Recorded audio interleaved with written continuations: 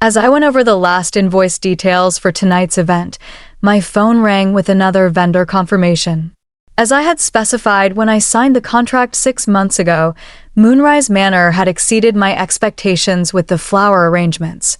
300 guests were unaware that they were celebrating in a location I owned through my hospitality investment portfolio, but the crystal chandeliers illuminated the reception hall with flawless light. Although most people still refer to me as Tiny Katie, who used to follow her bigger brothers around, my name is Catherine Morrison. At the age of 31, I have been instrumental in transforming Morrison Hospitality Group from a single restaurant venture into a 3-state network of upscale establishments. However, I wasn't present as CEO tonight. In what everyone thought was simply another lavish wedding location, I was here with my family to watch my cousin Derek marry his college sweetheart. I didn't miss the irony. I had discreetly made arrangements for Moonrise Manor to have a last-minute cancellation when Derek called 8 months ago in a panic because his original location had double-booked. A luxury car could have been purchased with the booking fee alone, but family was family. Even my longtime family still treated me like the awkward youngster who opted for business school over sorority life. Even though the celebration had only begun an hour earlier, Julia came to my table toward the back with her champagne flute already half empty. She had mastered the knack of appearing sophisticated while exuding displeasure at the age of 35. My decision to remain silent instead of interacting with her group of pharmaceutical sales executives appeared to be tonight's target. "Katie," she said as she uninvitedly took the chair next to me. "You look nice." It was all in the pause. It was obvious that my plain black cocktail dress, modest jewelry, and sensible heels didn't fit her expectations for a family get-together. Julia's concept, which was effective for someone married to a surgeon but less effective for accumulating real riches, was that success was determined by how much money was spent on appearing successful. "Thank you," I said, looking at my phone as my property manager sent me another message. 2 corporate events that would generate significant income are among the 3 more venue reservations for next month. The ceremony was exquisite. Derek appeared content. "Yes." As Julia swirled her champagne, she remarked, "Well, happiness doesn't pay the bills." Speaking of which, I've heard that you finally left that downtown apartment building. You purchased something in the suburbs, according to Aunt Margaret. I grinned a little. On 15 acres, the something in the suburbs was a specially constructed house. However, I had long since discovered that telling Julia about my true financial status would simply result in charges of lying or boasting. It's better to let family members make their own assumptions. When I said something like that, the band finished their current song, and Derek's new father-in-law approached the microphone to give a toast. Robert Chin had made his fortune in tech startups, and his speech was polished, warm, and mercifully brief. As applause filled the room, I noticed Julia checking her phone, probably coordinating with our mother about something. Mom had been unusually quiet tonight, which typically meant she was planning something. At 62, Patricia Morrison still treated family gatherings like military campaigns, complete with strategic seating arrangements and carefully timed conversations designed to achieve maximum emotional impact. Tonight's campaign seemed focused on what she called Katie's situation. My situation, in their minds, was that I was 31, unmarried, and working in restaurants. They knew I'd started with a small investment in a local bistro, but the details of how that had grown into a multi-million-dollar hospitality empire remained conveniently overlooked. When you don't fit into family expectations, people tend to see only what confirms their existing beliefs. Katie, my brother Michael, appeared at our table, looking uncomfortable in his rented tuxedo. At 28, he'd followed the approved family path: law school, corporate job, marriage to another lawyer, house in the right neighborhood. "Mom wants to talk to you after the cake cutting." Julia's eyes lit up with anticipation. Whatever Mom had planned, my siblings were clearly in on it. I'd seen this dynamic before, usually at holidays when someone had decided it was time for another intervention about my life choices. "Of course," I said calmly. Looking forward to it. Michael hesitated, probably expecting more resistance. It's just that we're all worried about you working such long hours, not dating anyone seriously, living alone in that big house. So, they didn't know about the house. Interesting. Someone had been doing research, which meant tonight's conversation would be more serious than usual. I wondered if they'd figured out who actually owned it, or if they just assumed I was renting something beyond my apparent means. The cake cutting proceeded with appropriate fanfare, followed by more dancing and the gradual migration of older guests toward the exit. By 10 o'clock, only about half the original crowd remained, mostly Derek's college friends and our extended family. Julia had switched from champagne to wine, which usually meant her filter was about to disappear entirely. I was reviewing emails when the music suddenly stopped. Julia stood near the band's setup, holding the wireless microphone with the confidence of someone who'd consumed just enough alcohol to believe everyone wanted to hear her thoughts. "Excuse me, everyone," she called out, her voice carrying clearly across the reception hall. "I know this is Derek and Amanda's special day, but I think it's important that we talk about what family really means." A murmur of confusion rippled through the remaining guests. Derek looked mortified. Amanda's parents exchanged concerned glances. This wasn't part of the planned program. "Family means supporting each other," Julia continued, swaying slightly. "Family means being honest about our shortcomings, and sometimes family means acknowledging that some people here don't deserve to celebrate with real family." She was looking directly at me. Some people who've forgotten where they come from. Who think they're better than everyone else because they bought a big house they can't actually afford. Who sit in the back row like they don't belong here. The temperature in the room seemed to drop 10 degrees. Conversations died. Even the catering staff stopped moving. 200 people were now staring at me, waiting to see how I'd respond to being publicly humiliated at my cousin's wedding. I stood slowly, smoothing my dress, and walked calmly toward the back of the room, not toward Julia, not toward the microphone, but toward the service area where I could make a phone call in relative privacy. My hands remained steady as I scrolled through my contacts, finding the number I needed. "Robert," I said when he answered on the second ring. "Sorry to bother you so late, but could you come to Moonrise Manor? There's a situation with one of the guests that requires the owner's attention." "On my way, boss," Robert Martinez replied. He'd been managing Moonrise Manor for 3 years. Ever since I'd acquired the property and renovated it into the area's premier wedding venue. "Everything okay? Just need you to clarify some things for the guests." 5 minutes, 3 minutes. I was in the office reviewing tomorrow's setup. I ended the call and returned to my table, where Julia was now explaining to the crowd how disappointed our parents were in my life choices. How I'd wasted my education. How I was embarrassing the family name. How my selfish decisions affected everyone who cared about me. Mom had joined her near the microphone, nodding along with appropriate maternal concern. Michael stood nearby, ready to provide backup support. Even some of our cousins were nodding, probably thinking about their own successful careers and stable relationships. 3 minutes later, Robert entered through the main doors, his suit impeccable despite the late hour. He surveyed the scene quickly, taking in Julia's impromptu speech and the awkward audience, then walked directly to me. "Ms. Morrison," he said, his voice carrying clearly across the now silent room. "I got here as quickly as I could. How can I help?" The effect was immediate and total. Every conversation stopped.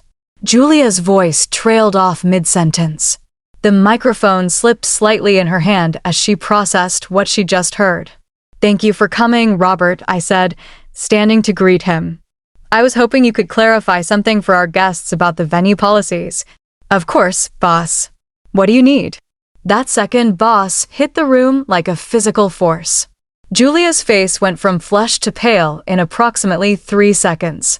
Mom's expression shifted from concern to confused to something approaching horror as the implications became clear. "Actually," I said, looking around at my family's stunned faces, "I think the clarification can wait. Why don't you go ahead and prepare tomorrow's setup?" I'll handle things here. Robert nodded professionally. Let me know if you need anything else. The night security team is already in place, and I'll be in the office until midnight finishing the quarterly reports. As he left, the silence in the room became deafening. Julia still held the microphone, but no words were coming out. Derek and Amanda stood frozen by their cake table, probably wondering if their wedding reception had just turned into a family catastrophe. I walked slowly back toward the front of the room, my heels clicking against the marble floor that I'd personally selected during the renovation.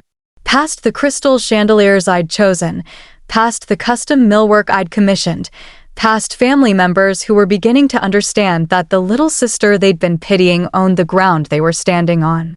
Julia, I said gently, extending my hand. Can I have the microphone back? She handed it over wordlessly, her eyes wide with something between shock and mortification. I looked out at the crowd, taking in the faces of relatives who'd spent years assuming I was struggling. Friends who'd heard Julia's speech and were now recalculating everything they thought they knew about family dynamics. I want to thank everyone for celebrating Derek and Amanda's wedding with us tonight. I began, my voice calm and warm. Moonrise Manor has hosted hundreds of celebrations over the past 3 years. But tonight was especially meaningful because it was family. I paused, letting that sink in. Family gatherings are interesting things. They remind us where we came from, who shaped us, and sometimes they show us how far we've traveled from those beginnings. Tonight, my sister shared some concerns about my life choices, and I appreciate her honesty.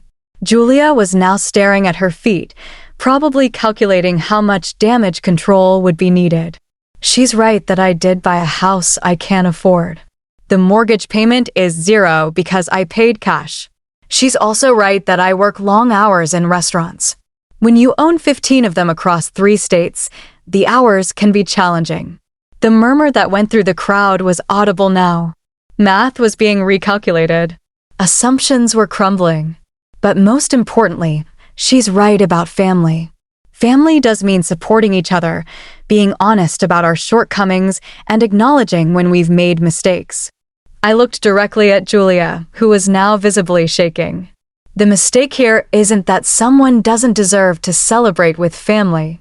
The mistake is that family members can spend years making assumptions about each other without ever asking the right questions. I handed the microphone back to the band leader and returned to my table. Around me, conversations slowly resumed, but the energy had completely shifted. Small groups formed as people processed what had just happened.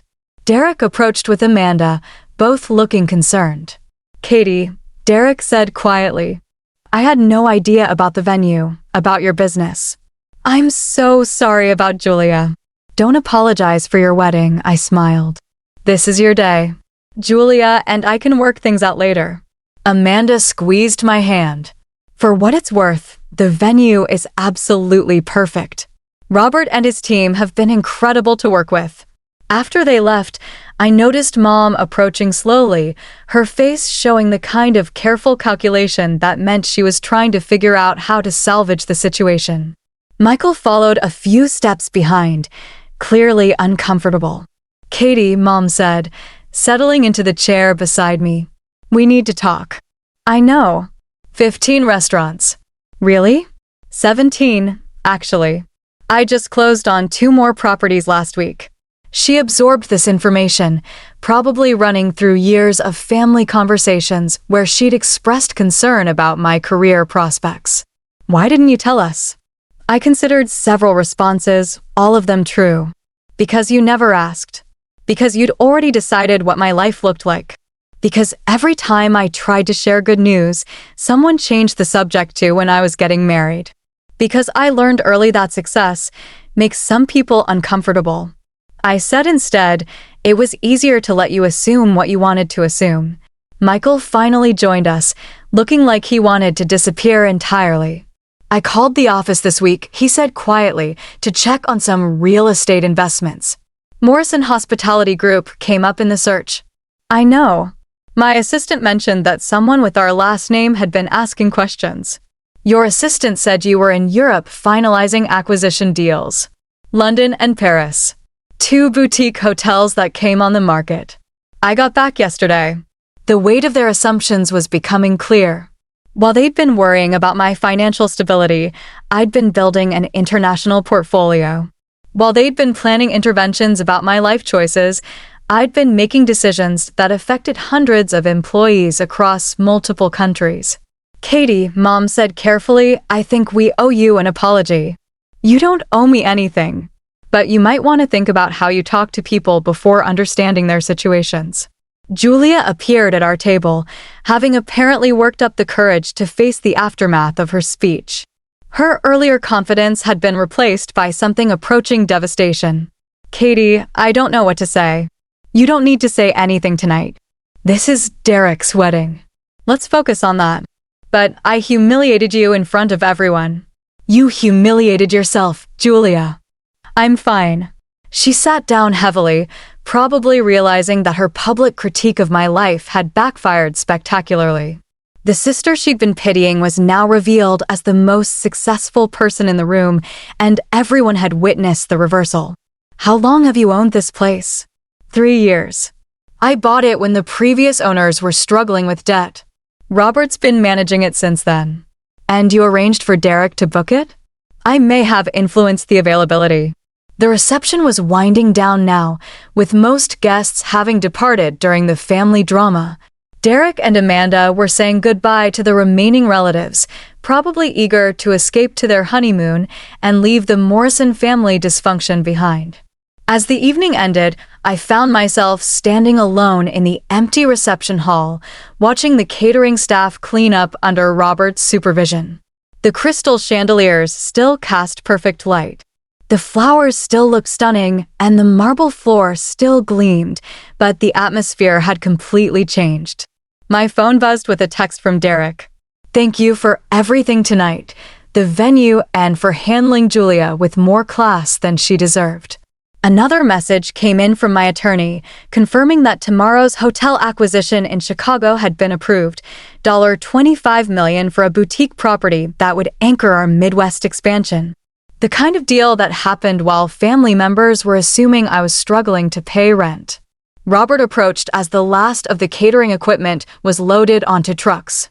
Everything secure for the night, boss. Tomorrow's wedding setup starts at 8. Thanks, Robert. Any issues with tonight's guests? He smiled diplomatically. Nothing we haven't handled before. Family dynamics can be complicated. That's one way to put it. As I drove home through the quiet streets, I thought about Julia's words. Some people don't deserve to celebrate with real family. She'd been right in a way. Some people don't deserve certain things, but not because of their financial status or life choices, because of how they treat others when they think they have power over them. The next morning brought a stack of messages from various family members, apologies, explanations, requests for coffee meetings to clear the air. Julia had apparently spent the night calling relatives to explain her side of the story, which only made things worse as people realized how badly she'd misjudged the situation. Mom's message was the most direct. Can we please have lunch this week? I think we have a lot to discuss. I replied to her and admired the others. Some conversations were worth having. Others were just damage control. 3 weeks later, I sat in Mom's kitchen, drinking coffee and reviewing the final contracts for our Seattle expansion. She'd spent the time since the wedding asking careful questions about my business, clearly trying to understand how the daughter she'd been worried about had become more successful than anyone in the family. I keep thinking about that night, she said, refilling my cup. How wrong we were about everything.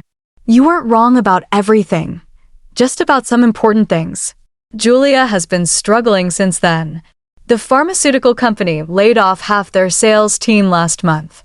I'd heard Julia's husband was also facing potential malpractice issues related to a patient care incident.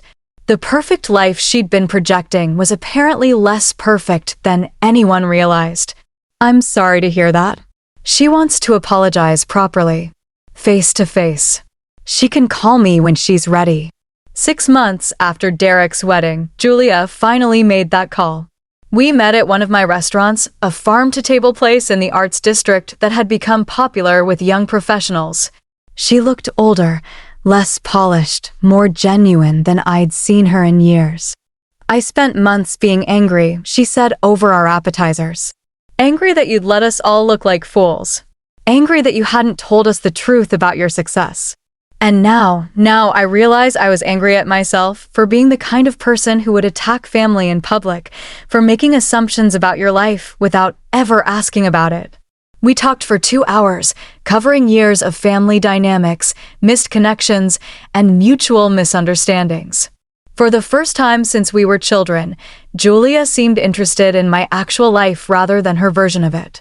"Can I ask you something?" she said as we finished dessert. "Of course. When you were building all this, the restaurants, the venues, the success, did you ever think about proving us wrong?" I considered the question carefully. Honestly, no. I was too busy building something to spend much time thinking about what other people thought of it, even when we were dismissive, even when we acted like you were failing. Especially then. Other people's opinions don't pay employees or satisfy customers. As we left the restaurant, Julia paused at the entrance. "Derek and Amanda's first anniversary is coming up. They're planning a small celebration." "That's nice. At Moonrise Manor, I think. They like having family events where they know the owner will take good care of them." I smiled. "Robert runs a good operation. Would you consider letting me help with the planning?" I promise not to grab any microphones. Talk to Robert. If he needs extra help coordinating, I'm sure he'd appreciate it. A year later, Julia had become our unofficial family event coordinator, working closely with Robert to manage Morrison family celebrations. She discovered she had genuine talent for hospitality planning, and I discovered that my sister was actually likable when she wasn't busy judging everyone around her. The family dynamic had shifted permanently. People asked about my business now, showed genuine interest in my projects, treated me like the successful adult I'd become rather than the struggling younger sister they assumed I was. Even Derek had started consulting with me about his own investment decisions. But the most important change was simpler than any of that. When I walked into family gatherings now, I wasn't the person who didn't deserve to be there. I was the person who made sure everyone else had a place to belong. Success isn't just about building wealth or acquiring properties. It's about building the kind of life where you can be generous with others even when they haven't been generous with you. It's about having the confidence to remain calm when people attack you publicly because you know who you are and what you've accomplished. And sometimes, it's about owning the venue where your family finally learns to see you clearly.